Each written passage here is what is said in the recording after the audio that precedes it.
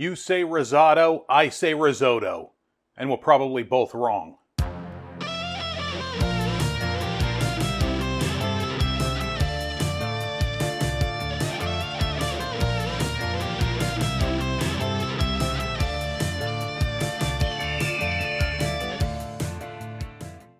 Did you know that rice-a-roni is technically risotto? Well, I mean, kinda, sorta, but that means next time you're eating on a budget, you can still be fancy. How about that? I'm just looking out for you, because I love you. Today, we're making risotto from scratch. We're making mushroom risotto. It is going to be absolutely amazing. I know it's going to be amazing because I'm recording this after I cooked it. I already tasted it and it's fabulous. So, let's get it done. All right, we need 2 pots. One pot is going to have 8 cups or 2 quarts of broth. The other pot is going to be the pot we're working with. The pot with the broth, I got 1 quart of beef broth, 1 quart of chicken broth, and we're going to get that hot. We want it just barely boiling. In the pot that we're working in, 2 tablespoons extra virgin olive oil, medium heat. Once it's hot, we're going to go in with 2 pounds of mushrooms. I'm using Baby Bella mushrooms, and I've run them through my food processor. The reason why I do that is it gives an uneven texture, and this is a time where you want an uneven chop ratio. You want smaller pieces, bigger pieces. We're going to cook this down, and it's going to go into the risotto, but you want some pieces so you know you got a mushroom in your mouth, and then you want some smaller pieces just really to give flavor. And we're going to cook this over medium-high heat until the mushrooms are just cooked and starting to give up their delicious liquid. Fun fact, mushrooms are mostly water. You don't realize it when you're holding them, they feel dry. But they're mostly water, and we want to extract that. We're going to hit it with a nice healthy pinch of kosher salt. That'll help extract that liquid. And this is what we're looking for. We want it cooked, and then we're going to transfer it into a bowl. We want to reserve that liquid. We want the mushrooms. We're going to use that in a little bit back into the risotto. So it's going to sit and give its liquid. Back to our pot, we're going to add another 2 tablespoons of extra virgin olive oil, medium-high heat, and we're going to go in with 2 shallots that we've diced. Get that in there, and we're just going to sweat this. We don't want to caramelize it, we don't want to burn it, we just want to sweat it. We want to get it to start cooking, start giving up some of its liquid, so give it stirs. Then we're going to go in with 2 cups of arborio rice. That is the correct rice to use for risotto. And we're just going to toast this up for a minute or 2, just till it gets a very pale golden color. That's it. Just keep stirring it up, little darling. You don't want this to sit and burn. That would be not good.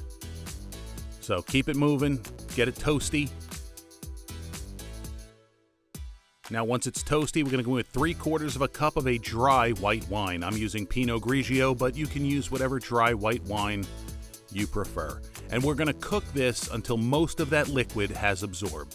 Adjust your heat as necessary. And that's it. But you want to stir this as much as you possibly can. You don't want it to stick to the bottom and burn. That would be not good, and Gordon Ramsay will probably yell at you. You don't want that. I don't want that. That guy scares me. I'm a big dude. I'm a tough dude, but that guy scares me. Once the liquid from the wine has absorbed, we're going to go in with about a 1/2 cup or so at a time of our broth.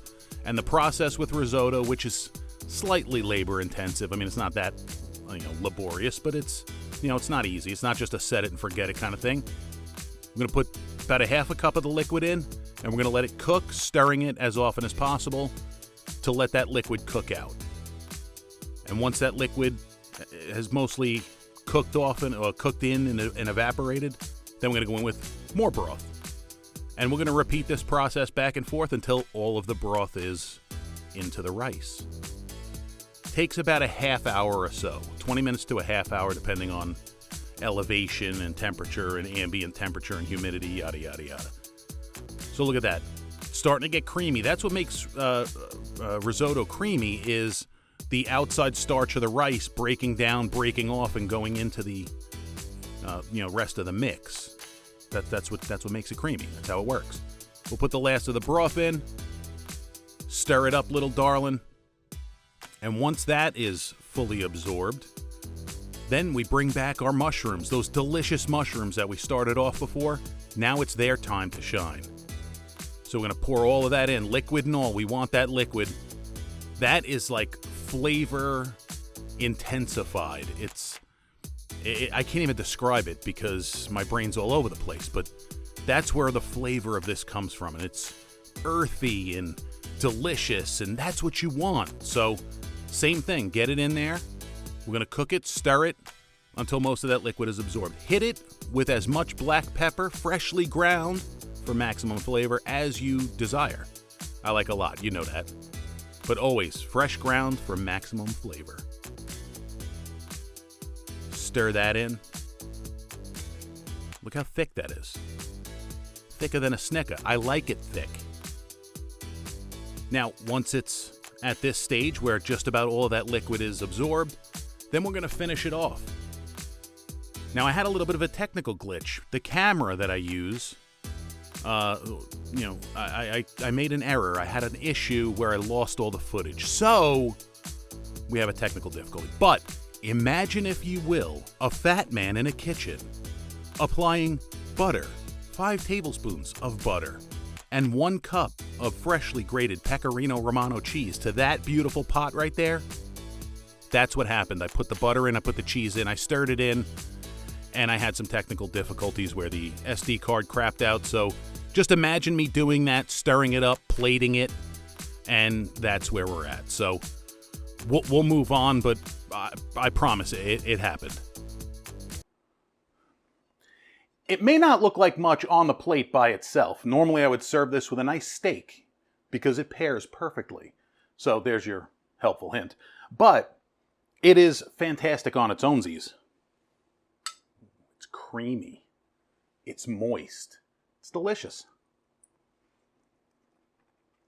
Wow. Whoa.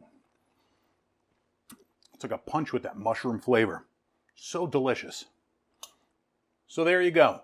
Not really too hard to make, just takes a little bit of time, little bit of effort, but that little bit of effort is absolutely worth it. Trust me, this is better than anything you could possibly get from a box. So give this a shot.